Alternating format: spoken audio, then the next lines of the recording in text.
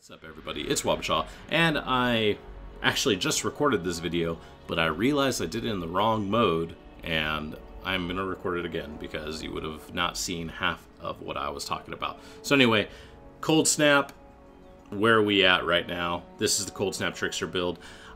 Unfortunately, there was a death in my family recently, so I wasn't on for the past week. Not very much, at least. But I did switch. I believe the last time I was talking about Cold Snap, I was still life and mind over matter, still going through all that. I did eventually switch to a life ES hybrid build, and I think that is just ultimately better. I just don't think I was really utilizing life and mind over matter very well or efficiently, especially because mind over matter really shines when you can only get, you know, 150 to 160% life on your passive tree. Then you could add mind over matter. But on this passive tree, I could get anywhere from like 210 to 240% life. I think if I grab all my nodes, I can get 240% life.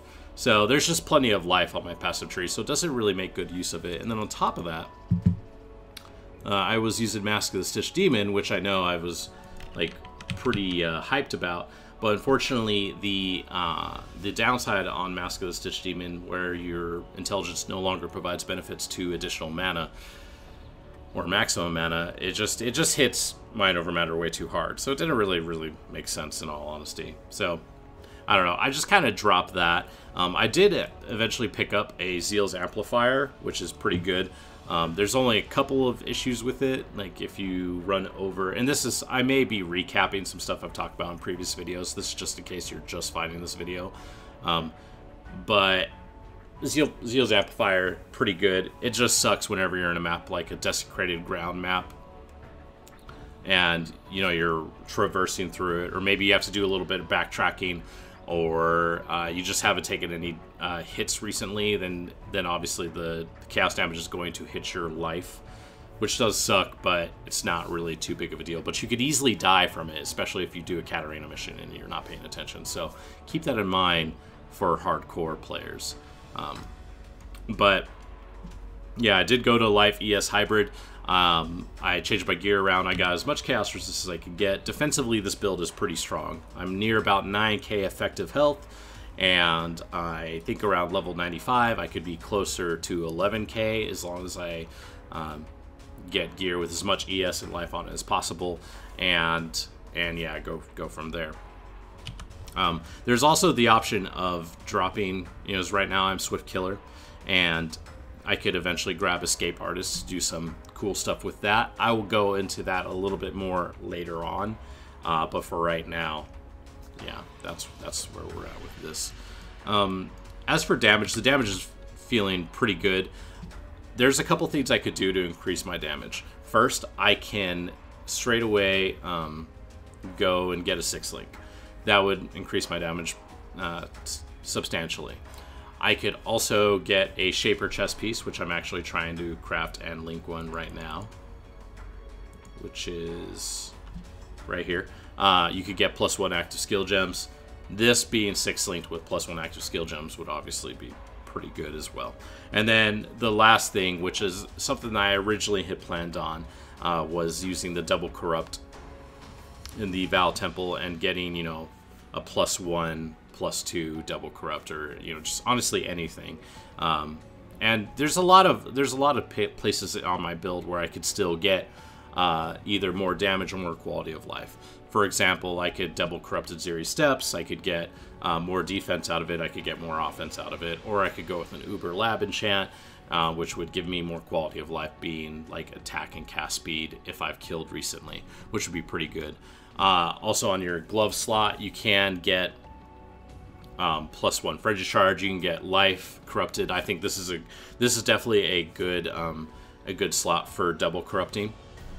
Double corrupting amulets would also work. Frenzy Charge. You know, there's a lot of things here. And rings. I think all the corruptions for rings are on the more defensive side. I believe. I'm not going to look, but I think you could get Aura Effect. I think you could get Grace Aura Effect, which would be pretty good. I don't know if you can get Discipline Aura Effect. Either one would be pretty good because I am running Grace and Discipline. So, yeah. I'm going to put my path of building in the description below so you can take a look at my gear. Obviously, there's a lot of room on it. You know, you could get, you could craft things with cold damage essences, and that would afford you anywhere from 75 to 90% increased cold damage if you did that on each piece of jewelry. But you really want to get as much life and chaos resist on your jewelry as possible. Just chaos resist is pretty important, especially in Incursion League. Another thing you could do is you could get jewelry with prefixes open. Since prefixes outside of energy shield and life won't really do much for you unless you're getting like max roll evasion rolls, you can get faster start of energy shield recharge, which would synergize pretty well with Ghost Dance. But on the topic of Ghost Dance, real quick, whenever you do get your energy shield to recharge, the 40% increased attack and cast speed is fantastic. Unfortunately, since you have a good amount of evasion, dodge, spell dodge, block, like you have all these like layered forms of defenses, there's a lot of times that you fill up your energy shield just off of this mechanic, the from Patient Reaper, so you don't ever get the recharge, and so you don't ever get the 40% attack and cast speed. Now, if you do get an increased energy shield recharge or faster start of energy shield recharge on your jewelry, you could also get on some jewels. I have one jewel with it, I believe. Somewhere. I don't know. But if you get it on your... here we go, on this one. If you get it on some jewels and then you also get it on your jewelry, that will kind of alleviate that, and you will get it more often. But, you know, that's just... That's whatever. That's just like something that I have noticed, since I do have quite a bit of... layer defenses, and I just don't get really hit that often, and a lot of times I just don't even take that much energy shield damage.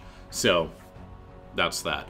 Now, another thing that I want to talk about is recently, when I first planned this build, I was planning on doing, you know, life, mind over matter, using Righteous Fire, but Righteous Fire is just too much of a problem to get running, and so I've abandoned that. Now, a friend of mine who, and this is the part of the video that you wouldn't have seen when I recorded it before. A friend of mine is doing the same build, except that he's doing it with an Occultist, and he's doing low life. Note, he is running on a 6-link shavs that he linked a couple days ago, and so yeah, it's obviously pretty good because, you know, a 6-link build is going to always be good. But I thought it was pretty interesting because his build, as of right now, defensively is stronger than mine, and offensively is doing pretty well. It's actually a little bit better than mine. I think when it comes down to it, Occultist is better for a pure Cold Snap build, and I think Trickster is better for a Vow Cold Snap build, utilizing Soul Ripper.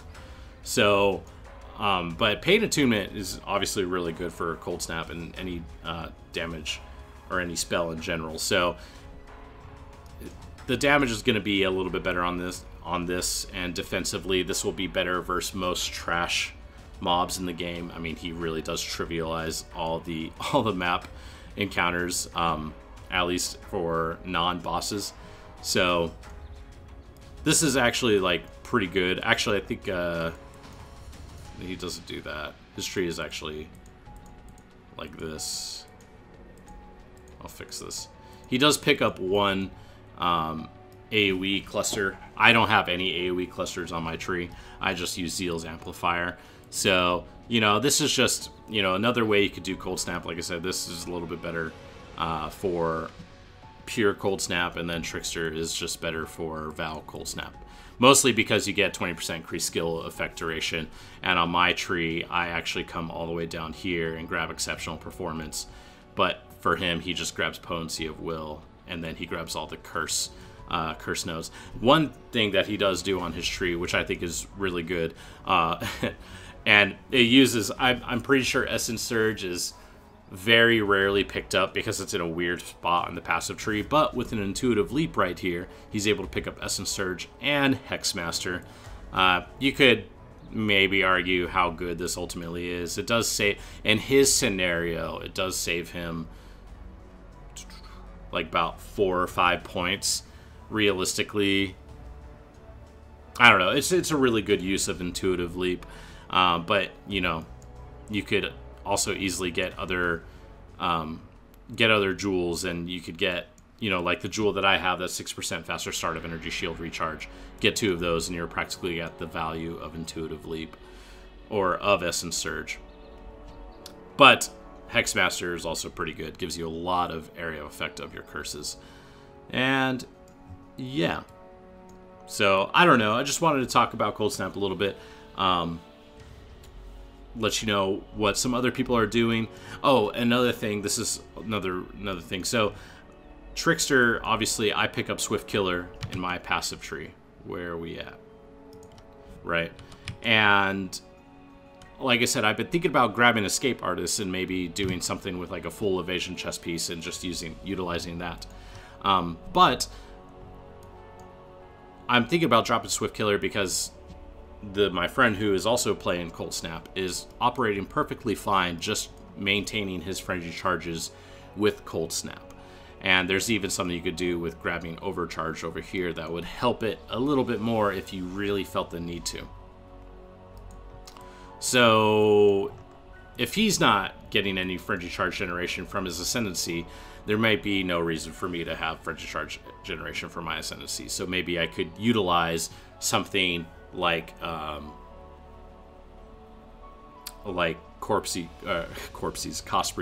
Cosprey's Will, and maybe I can go with Escape Artist, which would be pretty good. So let me know what you think in the comments down below. Let me know if you're playing Cold Snap. Just in case you're just finding me, you could you know, subscribe to my channel, hit that notification thing so you can get notified whenever my videos come out. And yeah, I have some more stuff coming up. I am working on a video with my friend. It's going to be an animated video for Cold Snap and some other things going on. I'm really looking forward to it. It should be a pretty fun and entertaining video.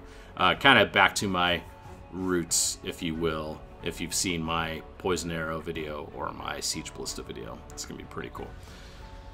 So, yeah, thanks guys. Thanks for watching, and I will see you later.